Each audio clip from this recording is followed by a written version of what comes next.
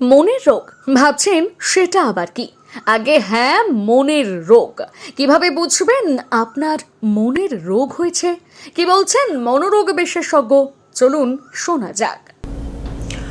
মনোরোগ কি, এটা একটি বিতর্কিত বিষয়। আমরা মনে করি যে যখন মানসিকভাবে একটা মানুষ ভীষণ বিধ্বস্ত হয়ে গেছেন, আবোল তাবোল কথা বলছেন, একমাত্র তখনই বোধহয় মানুষটার কোনো মানসিক রোগ হয়েছে।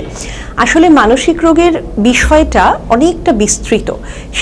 সেক্ষেত্রে কথা বলতে গেলে দেখতে পাওয়া যাবে যে বেশিরভাগ ক্ষেত্রেই আমরা যদি প্রথমেই আমাদের একটা মানসিক সমস্যা ধরে নিয়ে সেটাকে আমাদের কোনো একজন সাইকোলজিস্ট, কোনো একজন কাউন্সিলরের কাছে যাই, তিনি খুব সহজে ছোট করে আমার সমস্যার সমাধান দিয়ে দেবেন।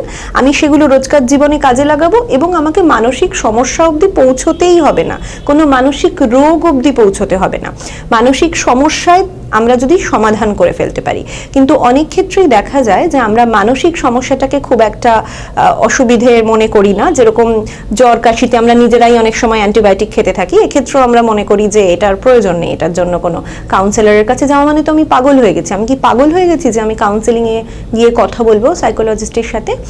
আসলে কিন্তু আমরা স্বাভাবিক সাধারণ মানুষ রোজকার জীবনে যে সমস্যায় পড়ি, অফিসে যাচ্ছি, স্ট্রেস হচ্ছে, বাড়িতে সময় দিতে পারছি না, কিংবা আমার বৈবাহিক জীবনে একটা সমস্যা হচ্ছে, আমার কথা আমি কাউকে বোঝাতে পারি না, আমি স্কুলে পড়ি কিন্তু আমার একটা সদ্য প্রেম হয়েছে, তো আমি দুটোকে কি করে ম্যানেজ করব, বাবা মাকে কি করে ব্যাপারটায় কনভিন্স করব, আদৌ করব কিনা, কিংবা আমি যেভাবে কথা বলতে চাই বাবা মা বোঝেন না বা বুঝছেন না।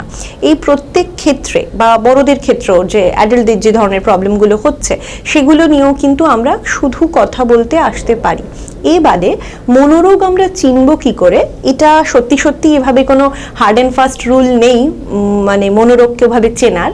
কিন্তু হ্যাঁ, আমরা যদি দেখছি যে একটা মানুষ অনেকটা সময় ধরে কোনো সামাজিক জায়গায় নিজেকে অ্যাভয়েড করছেন, যাচ্ছেন না, তিনি নিজের মধ্যে থাকতে পছন্দ করছেন, কোনো কারোর সাথে কথা বলতে পছন্দ করেন না, রোজকার যে ডে টু ডে অ্যাক্টিভিটি যেভাবে আমরা করি সেগুলো উনি ঠিক করে করছেন না, ঠিক করে চান করছেন না, ঠিক করে খাওয়া দাওয়া করছেন না, এই বেসিকগুলোতেও যখন গন্ডগোল হচ্ছে, কিংবা আগে একটা কথা বললে তার একটা সঠিক উত্তর দিতেন, এখন সেগুলোর কোনো উত্তর উনি ঠিক করে দিচ্ছেন না, এইরকম প্রত্যেকটা ক্ষেত্রেই কিন্তু এগুলোকে আমরা মনোরোগের আওতায় ফেলবো।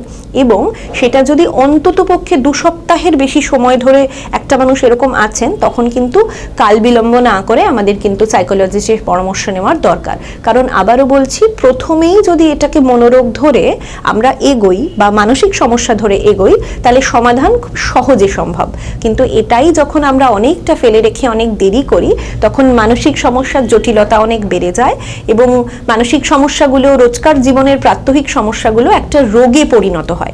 আমরা রোগে পরিণত হওয়ার আগেই সেটাকে যেন প্রিভেন্ট করতে পারি, আমাদের সেদিকে আগে চোখ দিতে হবে, সেদিকে লক্ষ্য দিতে হবে। যদি সেটা সম্ভব না হয়, তখন যখন রোগটা হয়ে গেছে, তখন কিন্তু অনেক ক্ষেত্রে ওষুধের সাহায্য আমাদের নিতে হয়, এবং তখন যেন আমরা পিছপা না হই ওষুধের সাহায্য নিতে। ওষুধ এবং ঠিক সময়ে ঠিক কাউন্সেলিংই একটা মানসিক রোগকে ঠিকভাবে অ্যাডমিট করতে পারে এবং সারিয়ে তুলতে পারে। এই অনুষ্ঠানের বা এই প্রোগ্রামটার এই স্বল্প পরিসরে আমাদের পক্ষে হয়তো পুরো জিনিসটাকে বুঝিয়ে বলার সম্ভব হয় না। সেজন্য আমরা সবসময় বলি যে প্রত্যেকটা মানুষ এবং তাদের প্রত্যেকের সমস্যার মধ্যে একটা সূক্ষ্মতা রয়েছে। আপনাদের যখন মনে হচ্ছে যে আপনাদের সমস্যাটা এখানে ঠিকভাবে আমরা অ্যাডমিট করতে পারছি না, প্লিজ আমাদের কমেন্ট বক্সে জানান আপনার সমস্যাটা বিস্তারিত লিখে। আমরা চেষ্টা করব আপনার সমস্যার মতো করে উত্তরগুলোকে আপনাদের কাছে যেন আমরা পরিবেশন করতে পারি।